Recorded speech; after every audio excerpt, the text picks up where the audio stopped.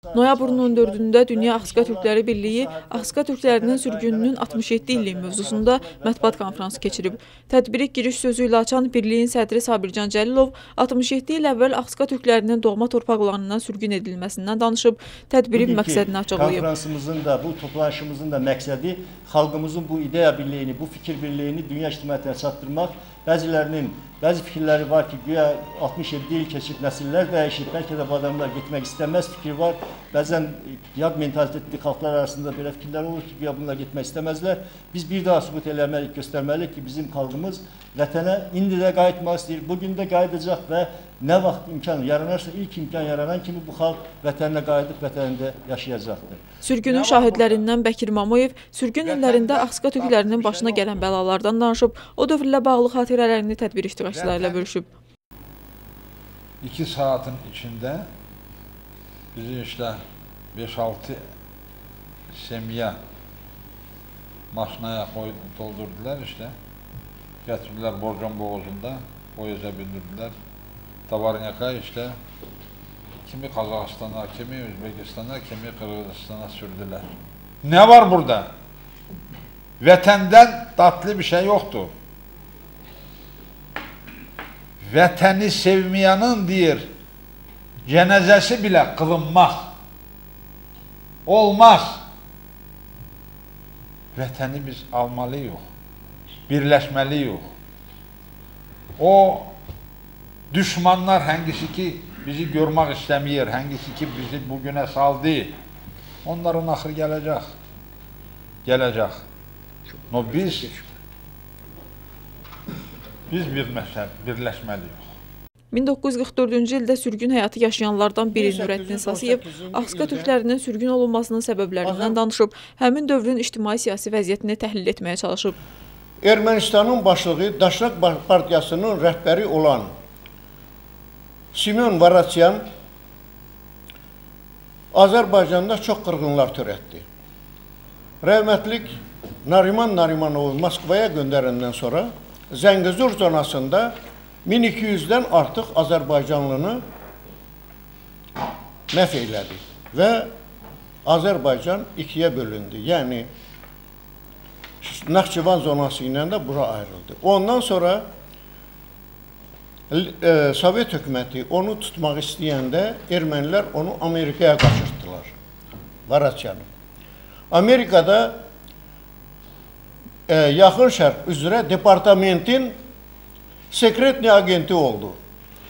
Bu vaxtlarda, haradaysa 30-cu illərdə Mikoyanla Stalinə məsləhət görür ki, siz 44-cü ildə, 43-cü ildə Axska Türklərini, 44-cü ildə Qırım Tatarlarını və 41-42-ci illərdə isə Şimali Qafqazdan Çeçenləri, İnguşları, nə biləm, Qaraçayları falanlar hamısını köçürməlisiniz, Qafqazı təmizləməlisiniz ki, Qafqaz, yəni Ermənistanın əsası torpaqlarıdır.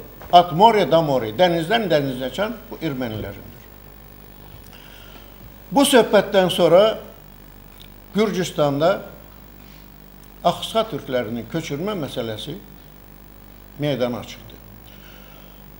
O dövrdə dağlarda, gözəl yerlərdə yaşayan 140 dənə kənd var idi ki, 140 kənddə Axska Türkləri yaşayır. Sürgünə məruz qalan Axska Türklərindən Zahid Barbakadze yaşadıkları əzab əziyyətləri, dözülməz günləri yada salıb. Sürgün olan vaxtında ben həddən artıq evliydim. Biz küçük çocuklarıydık. Bizden büyük kardeşlerimiz, emilerimiz, dedelerimiz, nenelerimiz hadden artık heyecanıyla bu sürgünü kabul ettiler. Kimin ana topraktan sürgün olmasını isterdi? Hiç kes. Torpak mukaddestir. Torpak anadan da mukaddestir, atadan da mukaddestir. Onun için torpak barada mübarizə aparmaq hər bir Axska Türk'ün yüreğinden, kalbinden ve vicdanından gelen şeydir. ana toprağı heç bir vaxt yaddan çıxarmaq lazım deyil. İnşallah. Ana toprağı həddən artıq sevmək lazım. Ana toprağı üçün mübarizə aparmaq lazım. Ana toprağı həmişə ardaqlab orada yaşamaya qismət etsin deyə niyyət etmək lazım. Dünya Axsuqa Türkləri Birliyi İdarə Heyətinin üzvü Sabircan Cəlilov Azərbaycan xalqına və hökumətinə müraciət edərək Axsuqa Türklərinin doğma torpaqlara qayıtmaları üçün apardıqları mübarizəyə dəstək olmalarını istəyib. Axsuqa Türkləri 67 illik sürgündə olmasına baxmayaraq bugün də vətənə qayıtmaq arzusundadır. Vətənə qayıtmaq uğrunda mübarizə aparır. Vətənə qayıdacaqlar da inşallah. Bu işi təşkil etmək üçün respublikalarda cəmiyyətlərimiz var. Dünya üzrə də Dünya Axsuqa Türkləri Birliyi yaranıb və bu birliyin rəhbərliyi altında bütün dünyadakı 430 min Axsuqa Türkü birləşib, birlikdə bu mübarizəni davam etdirəcək. Gürcüstan dövlətindən mülayim mesajlar alınır. Son 2007-ci ildə qəbul olunan repatriasiya haqqında qanun icrasına başlanılıb. 1 mart 2011-ci ildə Gürcüstanda hökumət komissiyası yaradılıb.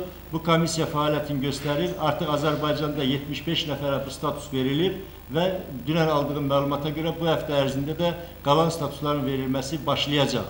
Yəni bizim vətənə köçümüz başlanan halda bizim xalqa iqtisadi, maliyyə və mənəvi dəstək lazım olacaq. Axsuqa Türkü olan şair Dursun Rüstəmin Türk xalqlarının taleyini özündə əks etdirən şeiri maraqla dinlənilib. Mənim bir dənə şeir demək istəyirəm. Mən bir türküm, tarixlərdə daha çağlı bənim. Yenə bu namərd dünyada köksü dağlı bənim. Qəribluğu sorulmayan, keyfi heç vaxt durulmayan, vətəninə sarılmayan, qolu bağlı bənim. Ey insanlar, qulaq verin, yaralarım yaman dərin, gedin vətənimdən sorun, onun oğlu bənim. BMT-lər qorxmasınlar, yeryüzünü saxlasınlar, dönə yoxlasınlar, genə haqlı bənim. Həm də inan yer haq var, haqqa etiqati çox var, ay yıldızlı bir bayraq var, o bayraqlı bənim.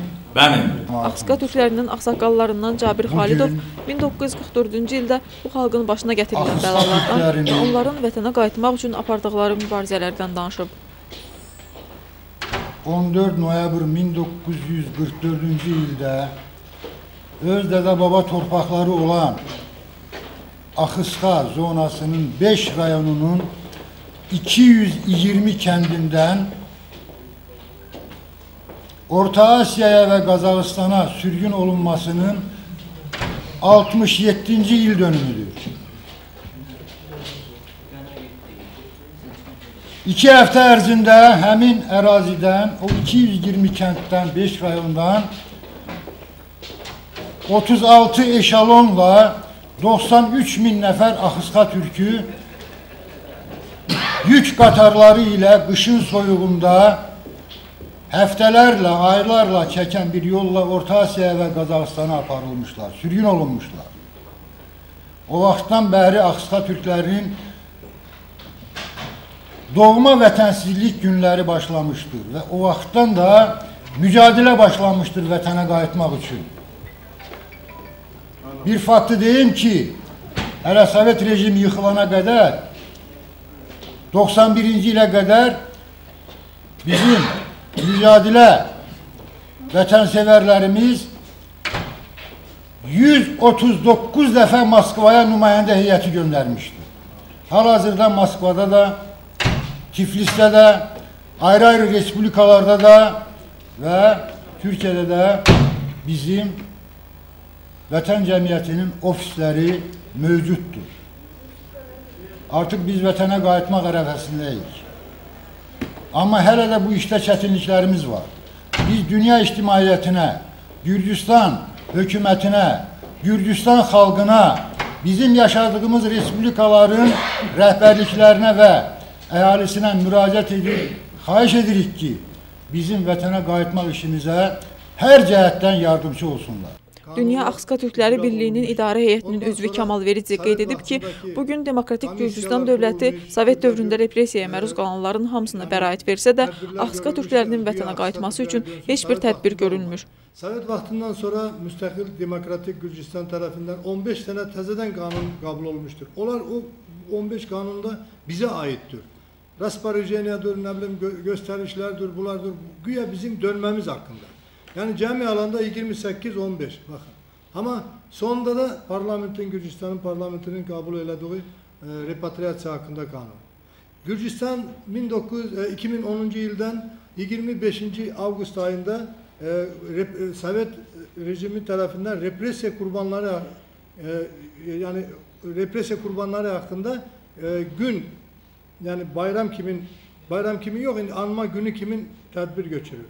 25 Ağustos ayını elan etmiştir ve kalendarda yazılı ki Sovet rejiminin represiya kurbanları günü. Ama o günde bir defede Axqa Türkləri Gürcistan'da dile alınmır.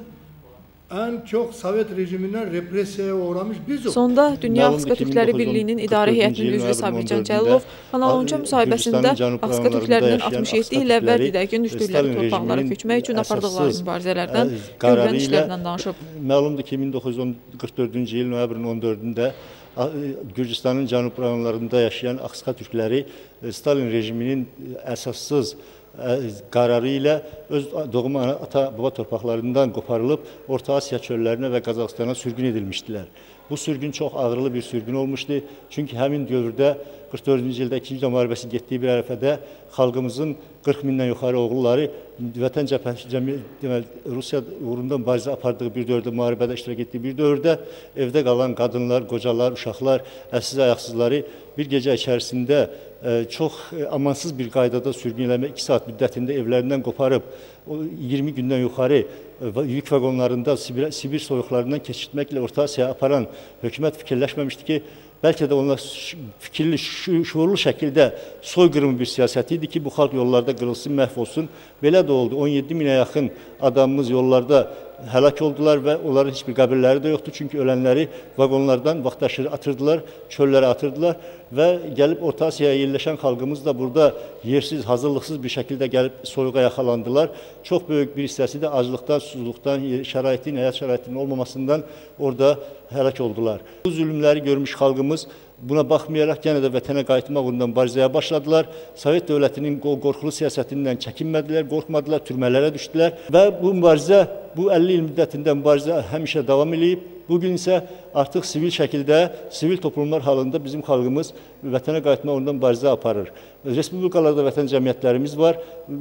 Bu ilin may ayının 28-də, 29-da Ankara'da, Türkiyənin Ankara şəhərində dünyanın 9 ölkəsindən gəlmiş nümayəndələrin iştirakı ilə Dünya Axqa Türkləri Birliyi yaradıldı. Bu birlikdə deməli dünyanın 9 ölkəsindən 70 nəfər məclis üzvü seçildi. Məclis isə özünün idarə heyətini seçdi. İdarə heyətinin sədri bizim məşhur iş adamımız, ictimai xadimimiz Ziyəddin İsmixanoğlu Kasanov həmin cəmiyyətin sədri seçildi. İdarə heyətində təmsil olunan şəxslər hamısı Axqa Türklərinin dünyanın ölkələrində aparıcı vəzifələr tutan insanlar olduğunu sübut edir. Orada onun vəkili İlyas Doğan Türkiyə Yüksək Öğretim Kurulu Yönetim Kurulu Başkanıdır. Yəni bu idarə heyətinin səyi nəticəsində qısa müddətdə Strasburgda Avropa Şurasının pay sesiyasında iştirak eləmişik böyük bir heyətlə və orada sürgünün səssiz tanıqları Axqa Türkləri 44 adlı foto sərgi nümayiş elətdirdik. Foto sərginin rəsmi açılışı oldu. Rəsmi açılışda Ziyəddin Kasanov və Avropa Şurası Parlament Assambleyasının sədri hörmətli Mövlüd Çavuşoğlu iştirak elədilər, çıxış elədilər. Həmin məclisdə Azərbaycanın, Türkiyənin və Gürcistanın deputat qrupları da iştirak edirdilər. Azərbaycan deputat qrupu bizim oradakı işlədiyimiz müddətdə xüsusilə Qənirə xanım Paşayeva çox hörmətli, çox bu işdə can yandıran bir insan kimi bizimlə hər 3 gündə bir oldu və bizim təbliğ olunmağımızda kömək elədi.